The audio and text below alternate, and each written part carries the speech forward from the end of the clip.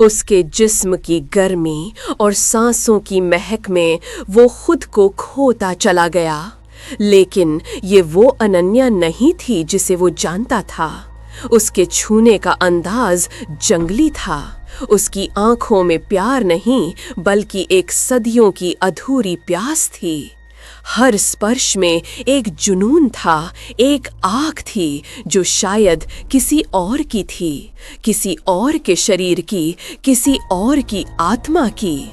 रोहन को उस रात पहली बार महसूस हुआ कि वो अनन्या से नहीं बल्कि किसी ऐसी रूह से प्यार कर रहा था जो सालों से जिस्म के गर्मी के लिए तरस रही थी। अगर आप ऐसी ही रोमांचक और डरावनी कहानियों की दुनिया में खो जाना चाहते हैं तो इस चैनल को सब्सक्राइब करना न भूलें। इस वीडियो को लाइक करें, अपने दोस्तों के साथ शेयर करें और बेल आइकन को दबा दें ताकि आप हमारी कोई भी कहानी मिस न करें। ये कहानी है मुंबई की चकाचौंध के बीच छिपी एक भूली बिसरी जगह की और उस जगह के बीचों बीच पनपती एक प्रेम कहानी की जो जल्द ही एक खौफनाक साए में ढलने वाली थी। ये है अनन्या, एक ऐसी नर्तकी जिसकी खूबसूरती और कला का कोई मुकाबला नहीं था। उसका जिस्म जब संगीत पर थिरकता तो मानो वक्त थम जाता। और ये है रोहन जो उस वीरान पड़े ओपेरा हाउस को फिर से जिंदा करने के प्रोजेक्ट का इंचार्ज था। पहली ही नजर में वो अनन्या का दीवाना हो गया था, लेकिन वो दोनों नहीं जानते थे कि उस ओपेरा हाउस की दीवारों में, खासकर उसके ड्रेसिंग रूम के आईनों में एक गहरा राज दफन था। एक रात प्रैक्टिस करते हुए अचानक सब कुछ खामोश हो गया। अनन्या को लगा जैसे हॉल में उसके सिवा कोई और भी है। तभी उसकी नजर उस बड़े आईने पर पड़ी। एक पल, सिर्फ एक पल के लिए उसे लगा कि आईने में उसका नहीं बल्कि किसी और का अक्स है। उसने इसे अपनी थकान समझा, पर वो नहीं जानती थी कि ये सिर्फ एक भयानक शुरुआत थी। अब अनन्या का शरीर उसके काबू से बाहर हो रहा था। उसके कदम खुद ब खुद ऐसी मुश्किल मुद्राओं में चले जाते जो उसने कभी सीखी ही नहीं थीं, जैसे कोई अनदेखी ताकत उसके जिस्म के जरिए अपना अधूरा नाच पूरा कर रही हो। रोहन भी ये बदलाव महसूस कर रहा था। अनन्या पहले से ज्यादा बोल्ड हो गई थी। उस रात उसने अनन्या के शरीर की गर्मी तो महसूस की, लेकिन उसकी रूह की नहीं। उस अजीब रात के बाद रोहन ने ओपेरा हाउस का इतिहास खंगालना शुरू किया। वो जानना चाहता था कि इस जगह पर ऐसा क्या है जो अनन्या को बदल रहा है। और तब उसे मिली एलारा की कहानी। 70 के दशक की सबसे मशहूर डांसर जो उसी ओपेरा हाउस में नाचती थी, बेहद खूबसूरत और उतनी ही जुनूनी। कहानी के मुताबिक प्यार में धोखा खाने के बाद इलारा ने शो की रात उसी आईने के सामने जहर खाकर अपनी जान दे दी थी और मरते हुए उसने कसम खाई थी कि वो अपनी अधूरी ख्वाहिशें इसी स्टेज पर पूरी करने लौटेगी।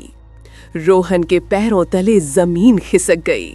वो समझ गया इलारा की आत्मा लौट आई थी और उसने अपनी इच्छाएं पूरी करने के लिए चुना था अनन्या का खूबसूरत जिस्म।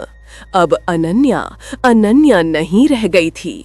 वो घंटों आईने के सामने बैठकर खुद को निहारती, जैसे कोई और रूह एक नए जिस्म को पाकर खुश हो रही हो। शो से एक रात पहले उस आत्मा ने एक बार फिर रोहन को अपने जाल में फंसाया। इस बार उसका स्पर्श और भी ज्यादा खतरनाक था, लेकिन उस जुनून के बीच एक पल के लिए असली अनन्या की आत्मा ने बाहर झांका। उसने धीरे से फुसफुसाया, रोहन बचाओ मुझे।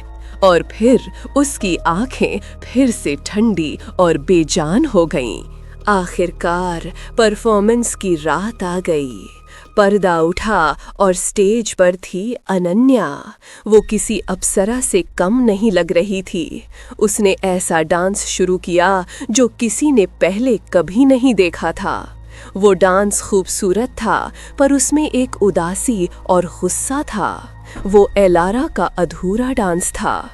तभी रोहन ने वो देखा जिसे देखकर उसकी रूह कांप गई।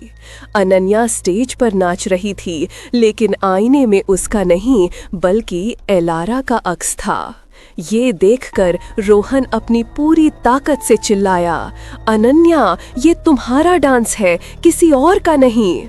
ये शब्द अनन्या के कानों में पड़े और उसके अंदर की कलाकार जाग उठी।